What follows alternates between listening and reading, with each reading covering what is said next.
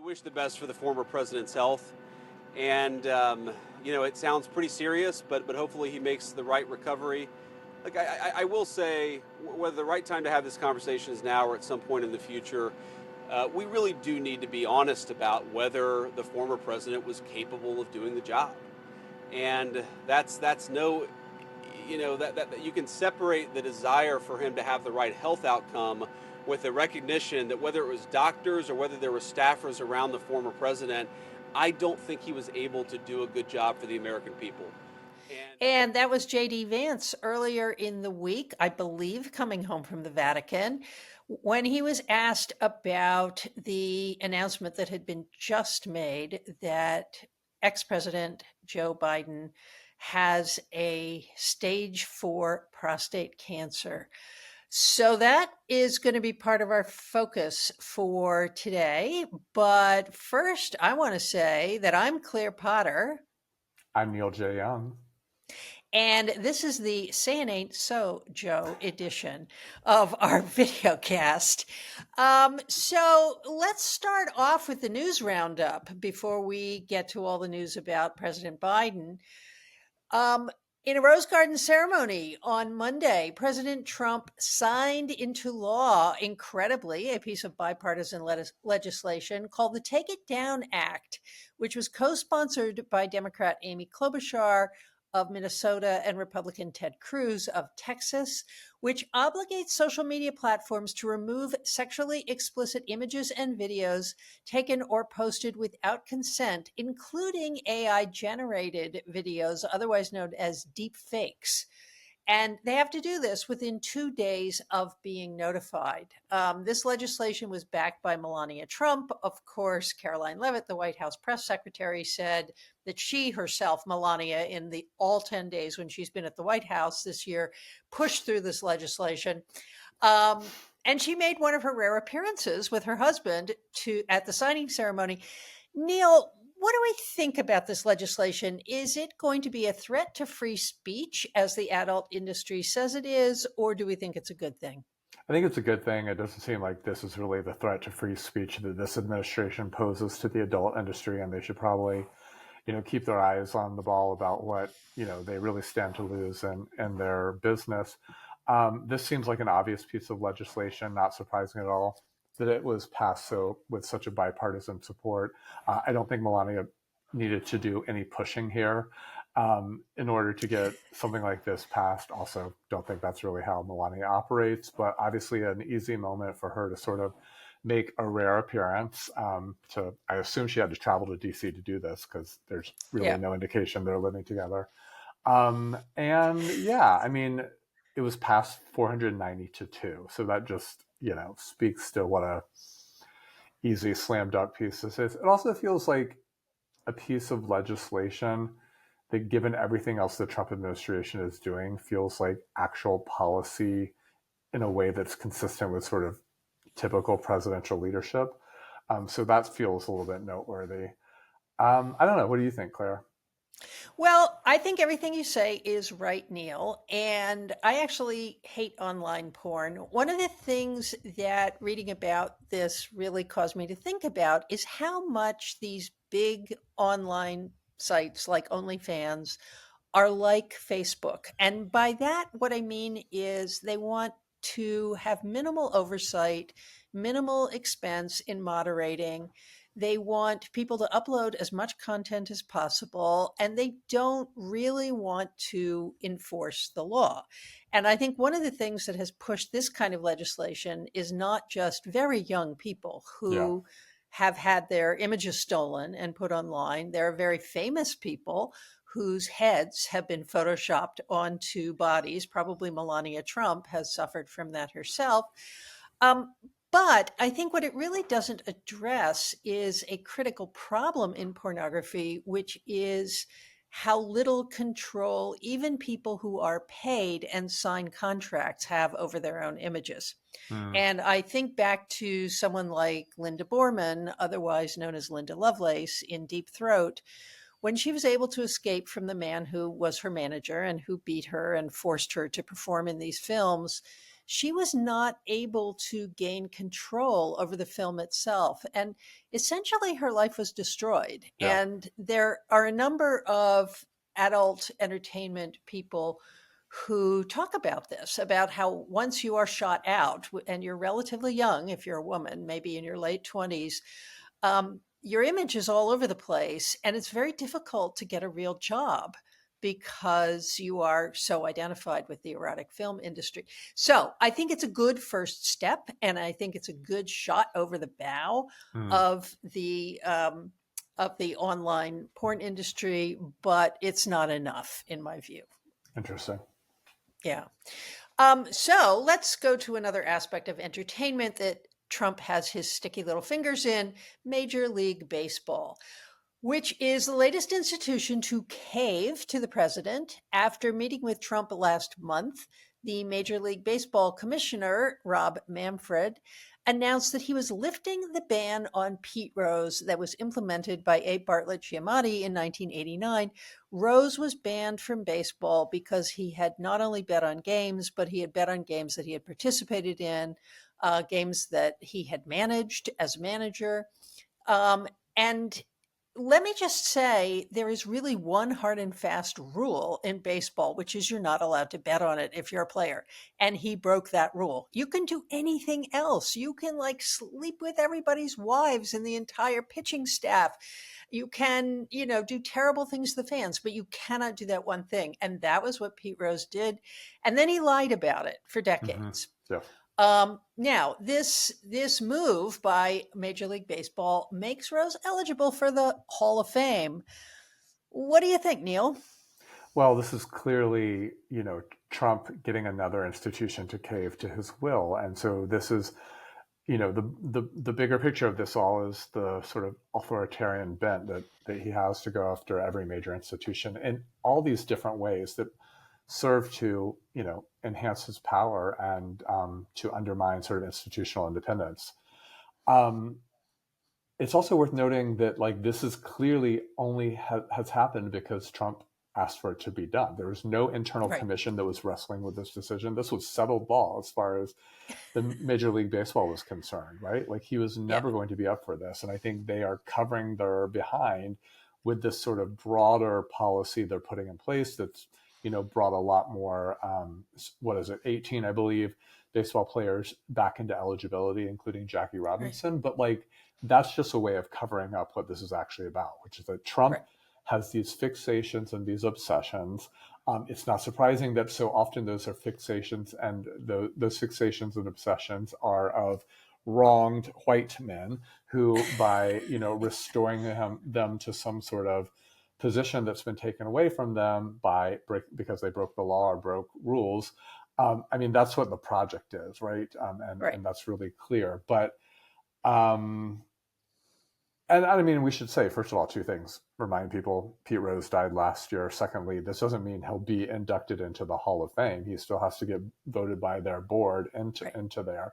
But we can also imagine now Trump is going to turn the screws on that group, so that Right. this will happen. I think this is not a good thing at all.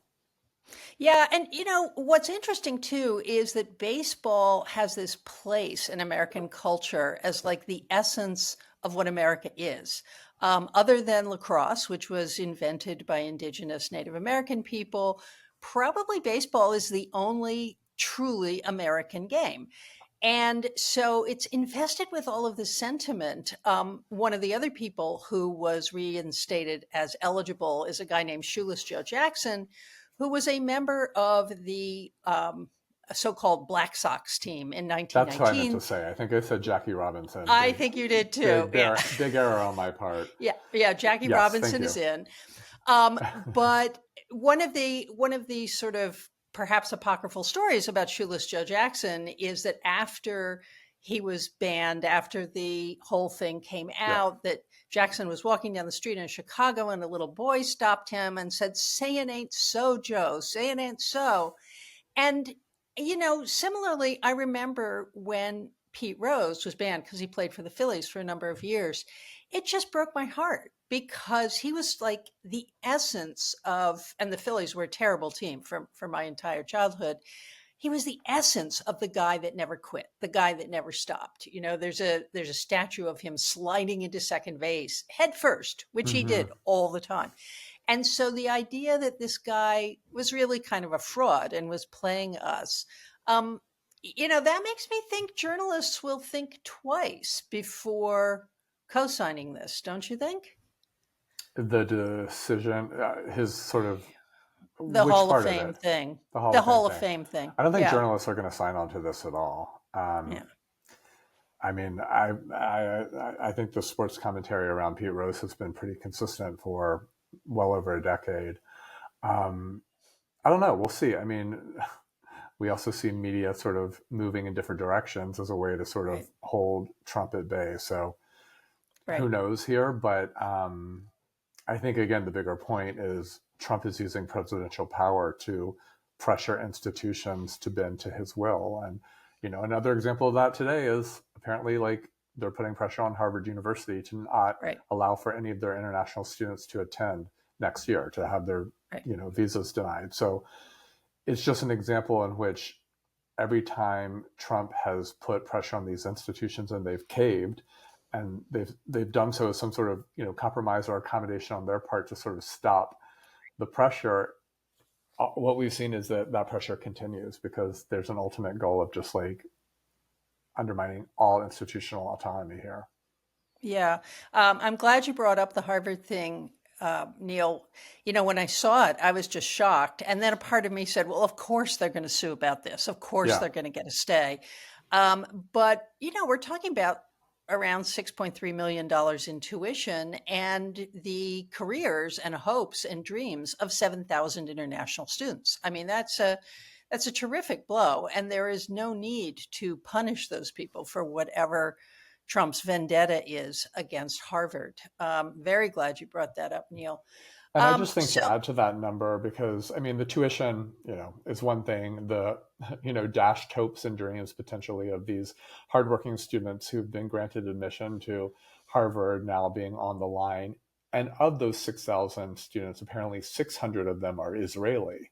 So I oh, just wow. think that puts to lie so much of this, anti-Semitic charges, the anti-Semitic charges against Harvard. Not that anti-Semitism isn't, present at Harvard and any other number of Right. institutions, but that all of this is in service of that purpose. Here's just the latest example of how all of this is like a huge cover for a very broader attack on Harvard as its own institution. Yeah, agreed. Did we ever think we would live to see the day when America is like getting behind Harvard University? Right. As the, Which as America, though? I mean, which America? I know it's probably just our America, all three yeah. of us. Um, okay, so the other big drama is, of course, the big, beautiful budget bill, which made its way out of committee on Monday with a 17-16 vote. 4 of the deficit hawks agreed to vote present rather than vote no because it was stuck because of people like Chip Roy. We're going to need to keep following this story, but it has gone to the House. They were up all night debating it. The Democrats were pulling every maneuver they could to keep everybody up all night. It has $5 trillion in tax cuts, as well as other goodies for the MAGA type, but it did pass the House by one vote. Apparently, one Republican fell asleep in the back row and forgot to vote. Um, but then there's another Republican who's accounted for. I don't know what happened to him. Why did no one It's wake him up? Does he have no I friends? This seems know. like isn't this what the whip does? You would think go over and whip him until he gets up and votes. I mean, So this bill slashes aid to the poor, but does not come close to accounting for the lost revenue or increased spending on Trump priorities like the border. Um, First of all, Neil, what do you think is going to be the fate of this bill in the Senate? well, it's probably going to pass, right? But with maybe some amendments to it. I'm not sure. I think the fact that it barely got out of the House maybe speaks to it having a tough road with the Senate. Um, I don't know. What do you think, Claire? I wonder whether, I mean, the Senate usually changes a bill, and there is a lot of, like they've cut what? did I say $500 Yeah. billion from Medicaid and from food stamps, right? This is like aid to poor children. Um, and it's hard for me to believe that that is going to make it through the Senate, that that is not going to be changed.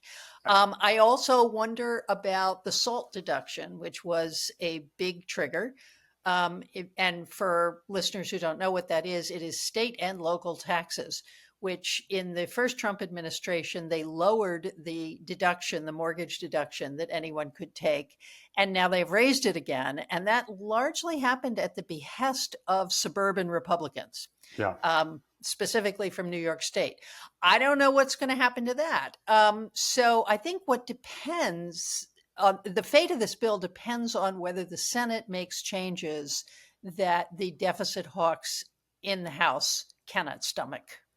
Yeah, I think that's right. And also, I would say voter pressure on senators is going to operate differently than it does on congresspersons, right? Mm-hmm. Like the sort of way in which senators might be more impacted by calls to their offices to stop this Right. feels differently than like maybe a random district, a congressman from a random district.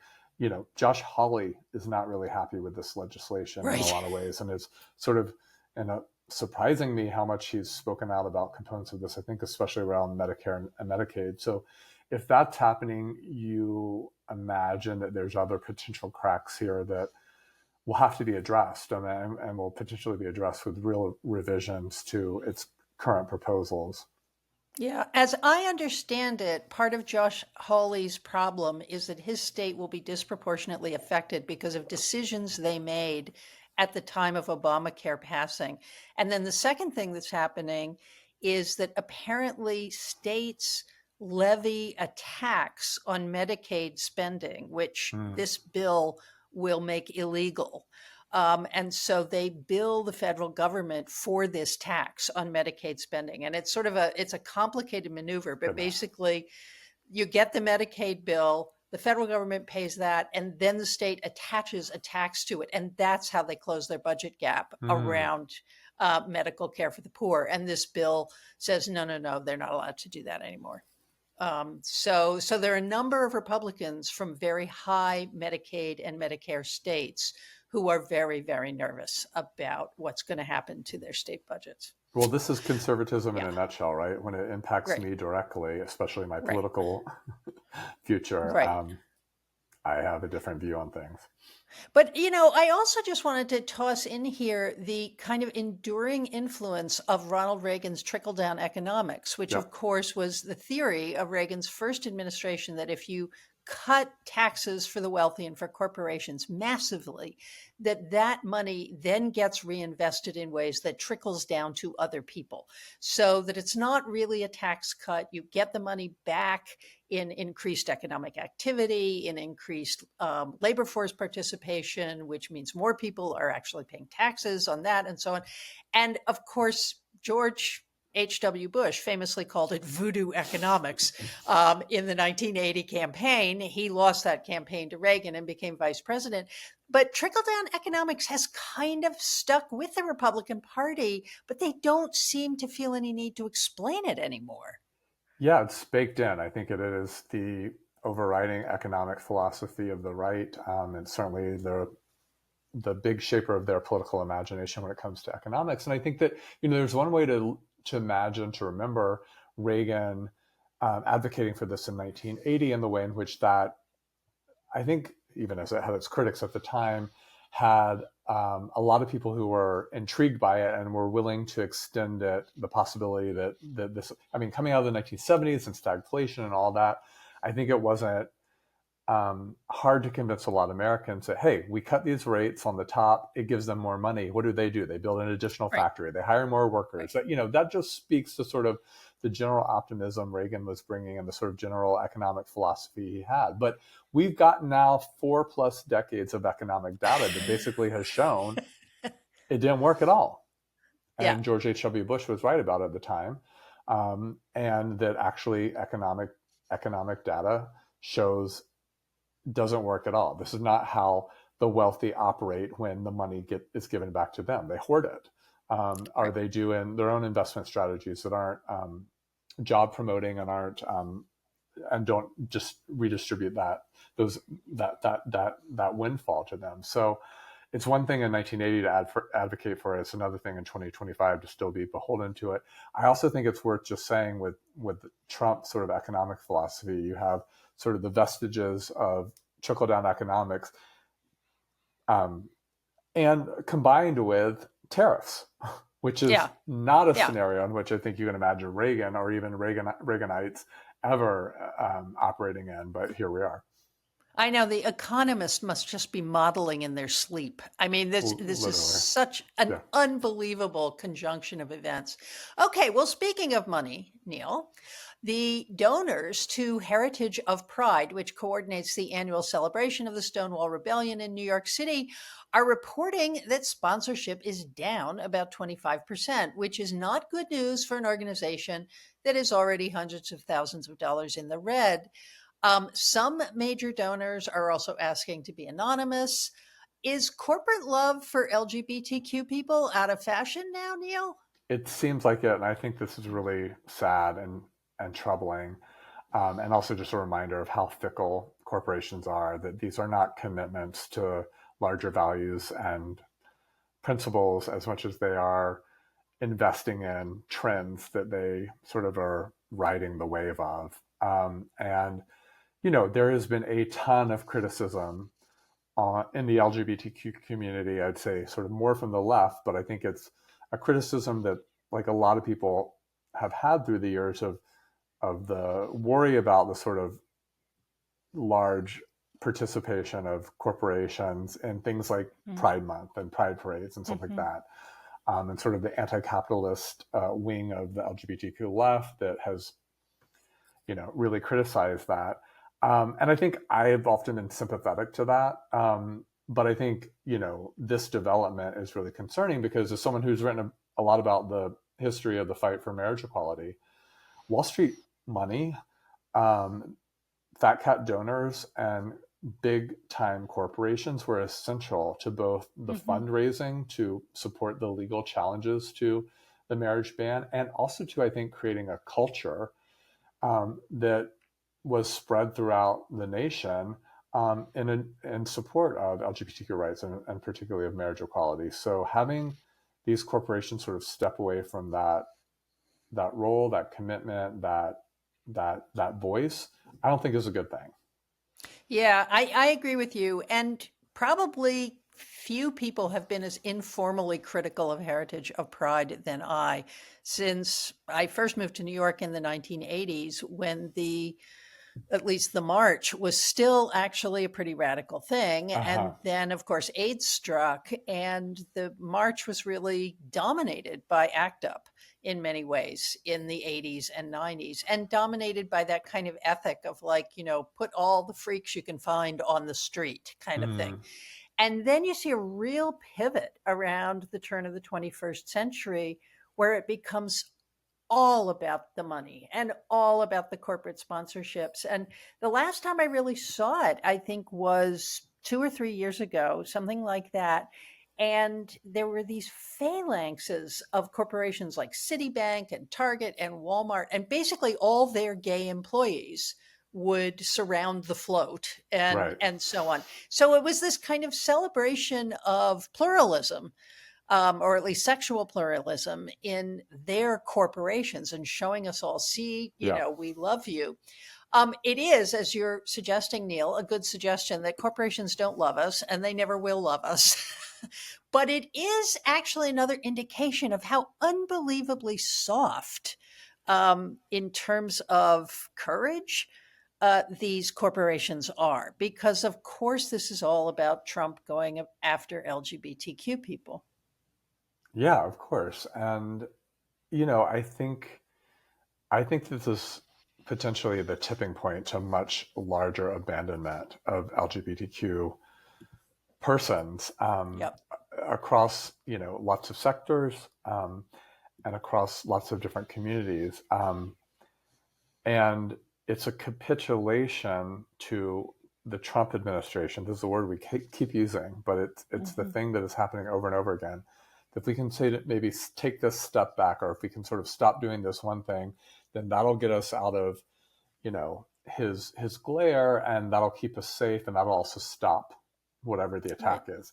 And that is not the case at all. It is not going to keep you out of his glare. It's not going to keep you from the broader agenda. It's a capitulation to the first round of it that only makes those future actions all the easier. Yeah, and just to note, and to look back to our conversation about the big beautiful bill for a second, one of the things that has been cut is transgender medical care, not just for children, but for adults as well. In other words, all transgender care under Medicaid is now gone in this bill.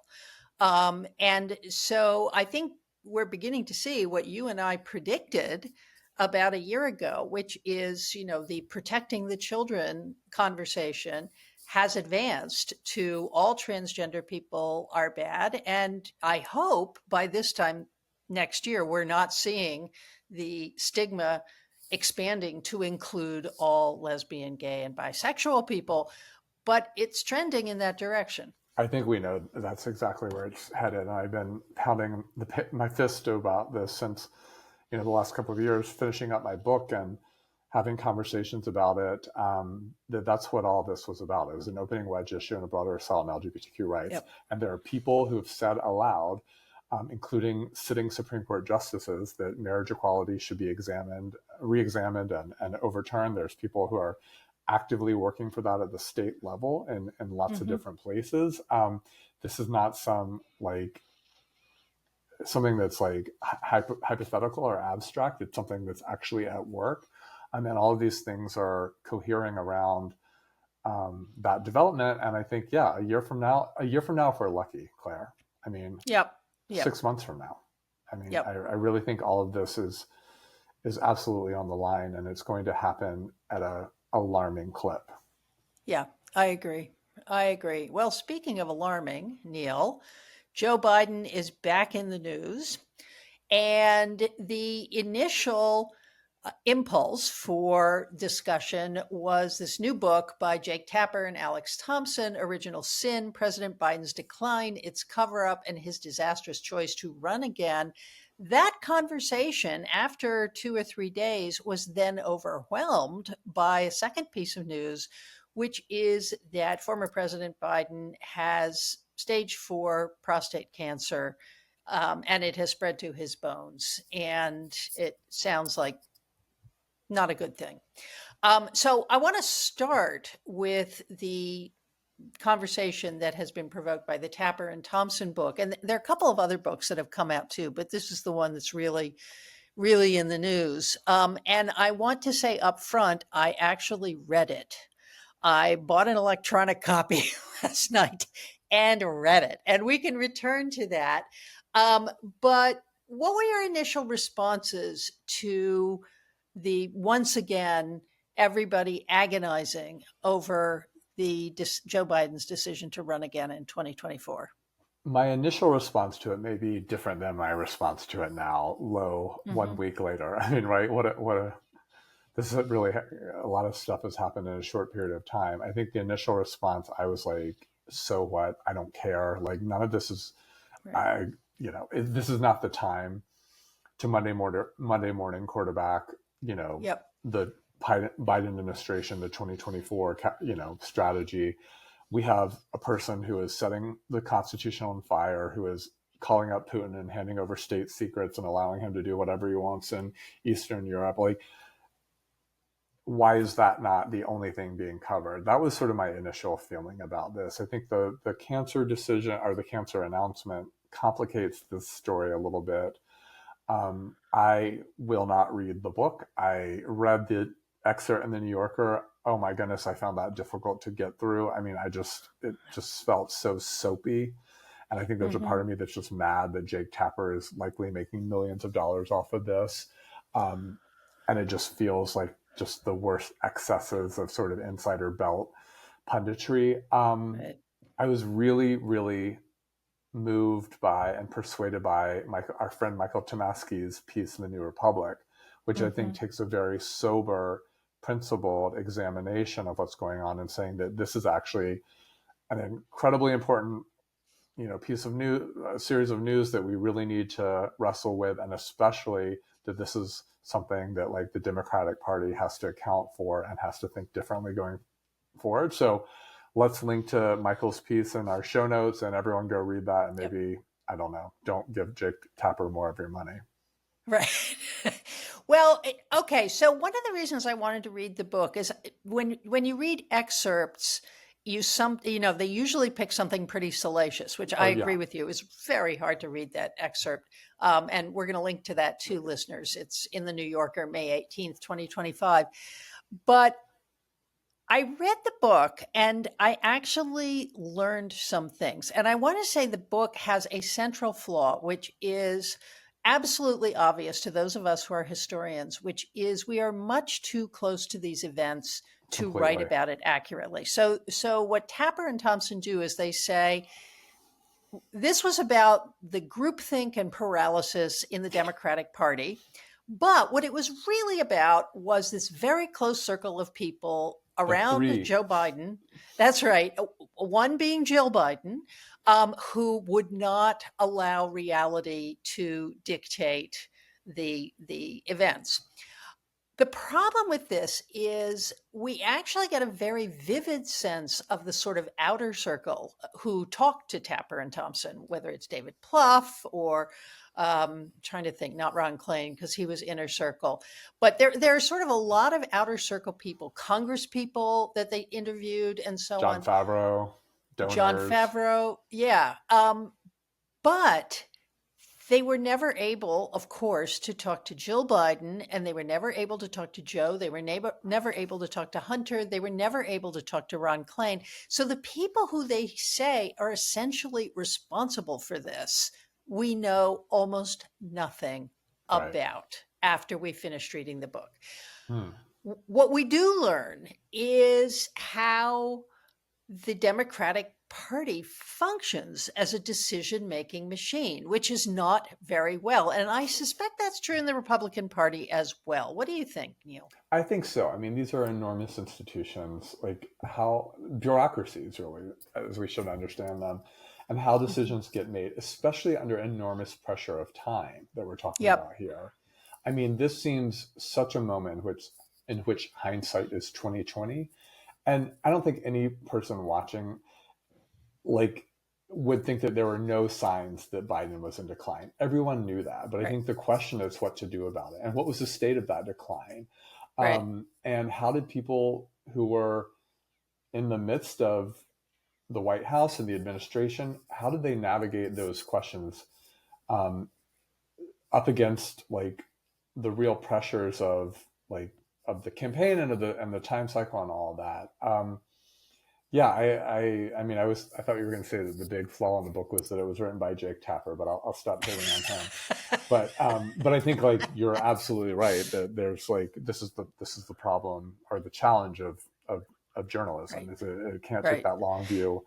So I think one of the things that was really important about analyzing this book is I kept wanting to know, when people said things to Joe Biden, they could record his response, but they couldn't actually record what Biden was thinking.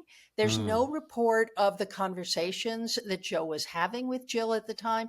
So this idea that Jill Biden was sort of like this power-hungry tiger mother protecting her man and moving him forward no matter what, it's still a little sketchy for me, because that would have been such a change in her personality. And so I do kind of think, yes, obviously a book at this moment when the Democrats are reorganizing themselves might be important for the public to think and talk about, but there are so many missing pieces about why this happened. And one other feature of it, which I don't think Tapper and Thompson really bring up, is the question of why we assume that a modern presidency is always 2 terms. And only a failed presidency is 1 term. And so when Biden became the candidate and he said, I'm a bridge, tellingly, he didn't say, is this a 4-year bridge? Is this an 8-year bridge? And then nobody asked him about running again, really, until it was too late. There was just sort of the assumption that, well, he's the president, he'll handle it. And then when they just said, well, he's running and, let's go, again, everybody said, well, I guess he's the president. I guess he gets to Yeah, say. And I think that tells us a little bit about how much presidents take control of the party apparatus, even when they're not Donald Trump. definitely. I mean, I think as to the like one term versus two term, it really surprised me back in 2020 that part of Biden's message and sort of, his selling himself to the nation wasn't that he was offering himself as a one-term candidate. Like he sort of hinted at it. I think people read into it with the bridge commentary that like, oh, potentially this guy is only going to be here he's going to defeat Trump. He's going to, study the ship, and then he's going to hand off the Right. future of the party and of the country to other folks. But also, you don't get to be president by having Right.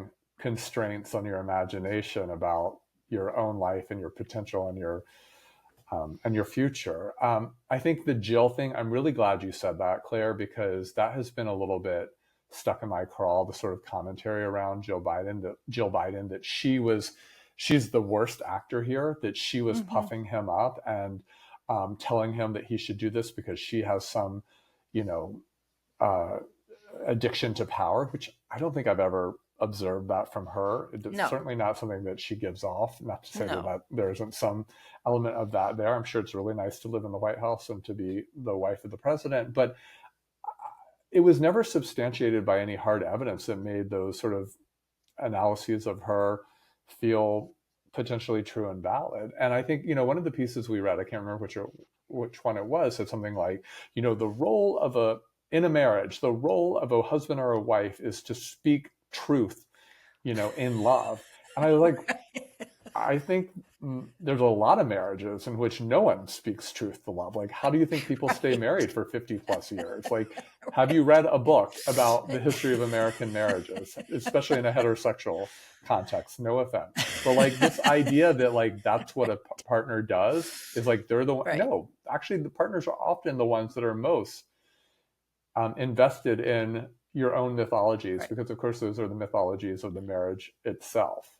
Right. No, that's such a good point, Neil. And I think the mythologies of the marriage itself extend to, and I think Tapper and Thompson do make this point in the book, that the Bidens have always seen themselves as overcoming. And Joe has been the engine of overcoming bad fate, whether it's the death of his first wife and, his daughter, his son Hunter's addiction, his own medical problems, the aneurysms that he had to have repaired in 1988, the many stumbles in his campaigns. I mean, Joe Biden is the man who always wanted to be president and was constantly demonstrating that he wasn't quite fit to be president.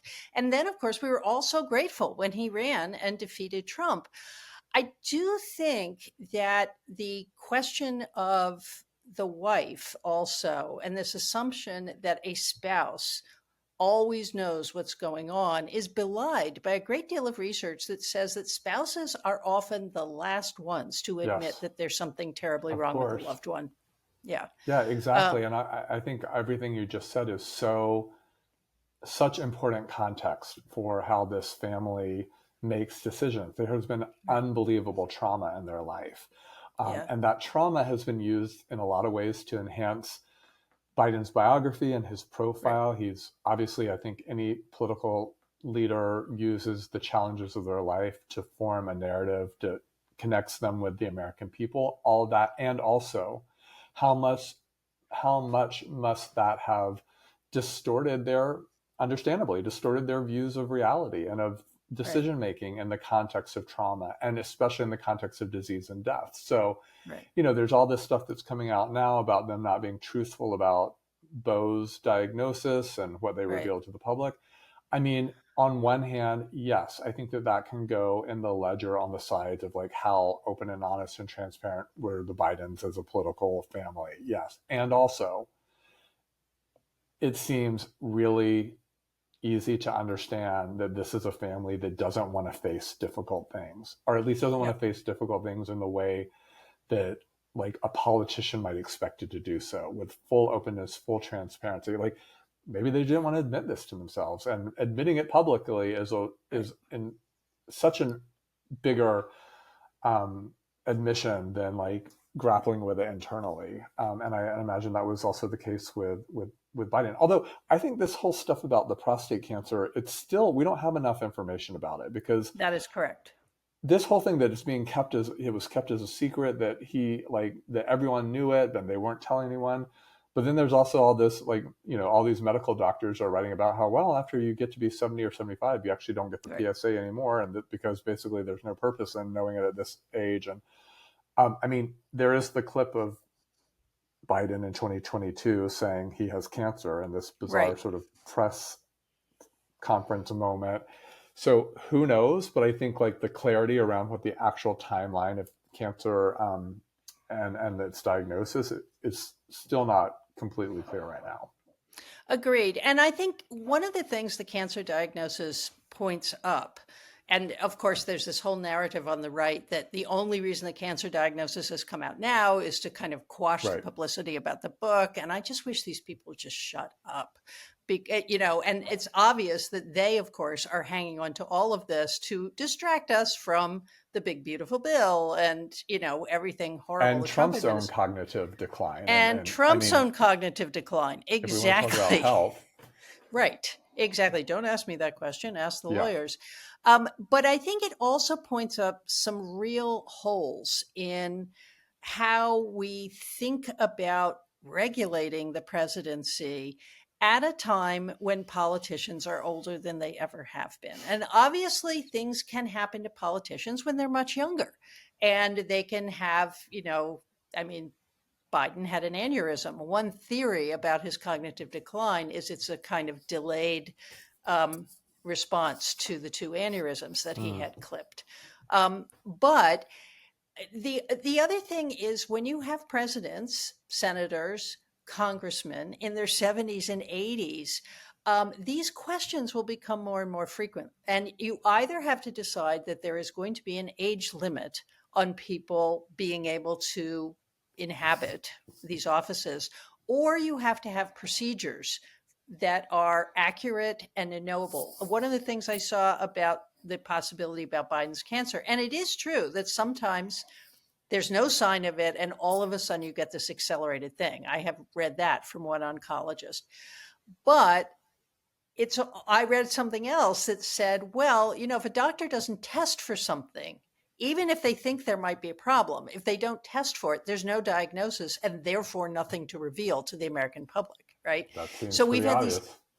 So we've had these endless numbers of, you know, commentary from doctors telling us that Donald Trump is 6'3" and 230 pounds when he's actually like 5'10" and 325 pounds. But maybe we need some standards for actually judging the medical fitness of our leaders. Well, I don't imagine that's going to happen anytime soon, those standards being put in place. I think this is not a moment in which standards are being upheld and developed. They're being radically torn down in front of us. I also have the question, has the Trump White House confirmed if the president has recently undergone a PSA and what those results are? I imagine he has not, also at his age, but it seems like just such an easy question to an administration that's making a big deal about, you know, Biden not getting it or Biden withholding this, when again, we know from lots of doctors telling us that it's just not a test performed on men at these ages. Right. No, that's a very interesting question, including we have no information about whether Donald Trump has actually called Biden, which a normal president would do for his predecessor, and say, gee, I'm sorry to hear, Joe, about this problem. But Neil, maybe you know more about this than I do because you see this kind of doctor. The PSA is also notoriously unreliable, right? I mean, different people have different levels for different reasons. Can you explain to our audience why a man should or should not get a PSA and what they should think about the outcome? Well, I'm not yet in the age group that is being tested for this stuff, so So I've adorable. yet to experience this and don't really have any knowledge about it. But I was struck by how many people, how many again medical doctors commenting on this, who are the folks we should be hearing from, not Right, Stephen Miller or like right wing spin doctors that are saying that are saying again, this is a slow moving disease, right, and the reason that it is not tested in men over a certain age is that it would be a waste of resources to treat at a certain age in which it's most likely going to develop really slowly, and right, one is going to die most likely from other natural right. causes before prostate cancer um, is the cause. So I don't know. I mean, think probably all this is good for just increasing prostate cancer visibility and screening and Yeah. testing for, again, the appropriate age group for doing so. But I don't know. We obviously wish Biden the best. It seems like this is not Yeah. good prognosis, but not surprising prognosis for a person at his age in general. Yeah, I think it's very sad, and I just want to toss in there for those of our listeners who are men who are 45 and older. Prostate cancer is, in fact, the second leading cause of death from cancer in men, and it is true what Neil is referring to, that doctors often talk about dying with prostate cancer rather than from prostate Right. cancer, and that's true of much older men. But it's also not something to fool around with when you're in middle age, because it's very, very treatable. Um, so let's look at the bigger picture here, Neil, in terms of the desire for many Democrats for the Biden White House and those who were associated with it to be accountable Yeah. for the collapse of the Democratic Party in 2024. Um, where can the Democrats go? What do they need to do to repair this problem? Well, I think it depends what the problem is. Is the problem having not won the election? Is the problem in how candidates are chosen? Is the problem how decision making happens within a big bureaucracy in which there are people vying for their own sort of power and holding on to it? I mean, I think probably all of those things are the problem combined Right, together. But I don't know if the process or sort of the institutional party as it now exists can reform itself in like ways to avoid this very scenario in the future, right, just right, by the sheer size that they've gone to be and sort of the way in which they operate. I mean, again, I think like this doesn't look like a problem in the Republican Party because the Republican Party has collapsed into right, a sycophantic relationship to one person in which um, everything is being built towards propping up Trump and pushing everything in a Trumpist direction. So right, obviously the Republican Party is not at all the model for how Democrats should do things, but I also think the way the Republican Party is operating serves to disguise a lot of the same issues mm-hmm, that the Democrats have. And then it's maybe not a question of like Democrats as it is just like parties in general at this point. But I don't know. I mean, what do you think is the something needs to be different, right? And yeah, changes need to be made, and there does need to yeah. be a real sort of um, accounting within the party and leaders about how things happen. But I also wonder if this is like an aberration or just the way things are. I'm not quite sure how I feel about that. If the Biden sort of moment was its own particular example or signs of a much deeper, to borrow a word, cancer at work.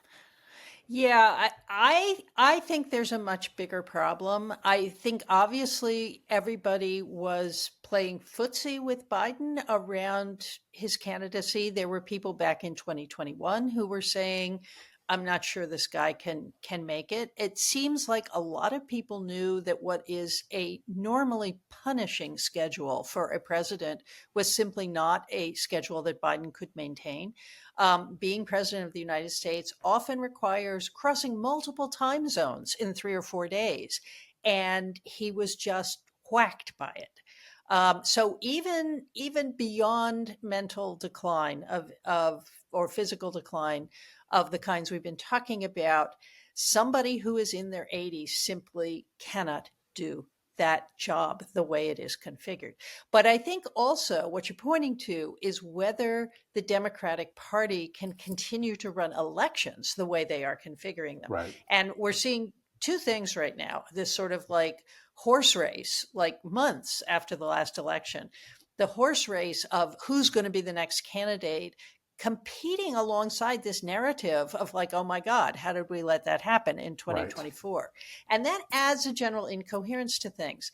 Mm-hmm. Then we have polls. For example, I saw a poll the other day that said Alexandria Ocasio-Cortez is the leading candidate to be nominated. When they poll Americans broadly, AOC is the leading candidate. I love her. I think she's great. She is by no means ready to be president, and there is no way that all of those swing voters in the Midwest are going to vote for her. And So also the it's like, primary calendar, I don't think works for an yeah, AOC no, it candidacy. doesn't. Right? And She's not so, winning South Carolina. yeah, and so we've got this popularity contest running alongside, and where's the policy? Where are the people who are saying these are the policies? This is how they'll be implemented. This is what, that's what Roosevelt did. I mean, Franklin Delano Roosevelt said, when you're voting for Democrats, you're voting for the New Deal. You know what you're voting for. We're building back from the Great Depression, and this is how we're doing it. I don't think Americans really know anymore what policy looks like. And I think Democrats have to start teaching them. That's why Obama was so great. And Biden was not that teacher. I wonder if the opening here is as the Trump administration pulls everything apart, everything is, ended or incredibly, attacked. If that gives the ground upon which a sort of policy-driven candidate Right. Introduces him or herself to the nation around Right. real sort of substantive stuff. Right. I feel like that's what Buttigieg is doing in his town halls. I mean, like, this is what's happening to Medicare.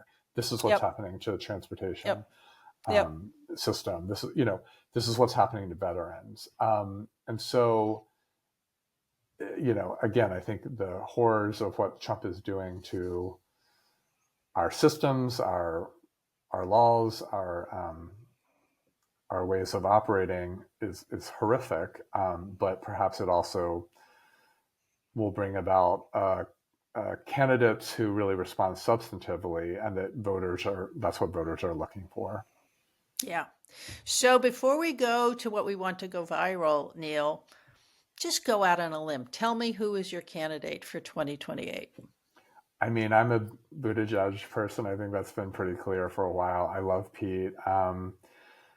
I really would love for him to run, and I would love for him to be the nominee. He's not a perfect person, not a perfect candidate, but he's who I would love to see in that spot. How about you? Yeah. I think Pete Buttigieg would be a great president. I also really like J.B. Pritzker. I'm a little embarrassed to say that because he's, sort of like a big brute of a guy, but he's got a great track record as a liberal. He's a multi-billionaire who can finance his own campaign. And he seems to have no fear. And he is, the governor of Illinois, which is, basically anchors the Midwest. So I'm kind of a Pritzker fan. I very much like Buttigieg, and you'll be glad to know that when I was stumping for Elizabeth Warren in 2016 in New Hampshire, people in New Hampshire, independents and even Republicans, loved Pete Buttigieg. So I think actually he's lots of crossover appeal among white people. Black people seem not to like him very much, and I don't know how he's going to solve that problem. Yeah. Well, although he does seem to have Black children. Oh. So he may, in fact, be connecting more with communities. Often when people have children of another race, they connect to institutions like Yeah. churches and so on Yep. and so forth. And so Pete may, in fact, be integrating himself a little bit more into the America where Democrats get a lot of their votes. So, all right. So let's go to what we want to go viral this week. Neil, you go first. All right, I want to talk about this new TV show on Amazon Prime called Overcompensating. Have you heard about this or Oh, watched this, Claire? no, we need a Okay. new show. It is, well, you're going to just drink this down. I mean, it's just like it's 10 episodes, 30 minutes each. Like you can finish it in 2 nights Oh like we did. God. It is like I said, a 30-minute comedy show about, it's set on a college campus, the fictional Yates University, where the main protagonist, played by Benito Skinner, who was someone I wasn't familiar with, that sort of became really famous during the pandemic year, sort of on YouTube and TikTok and those sort Yep. of stuff. He's the star of this, and it's a sort of loosely biographical of his own life.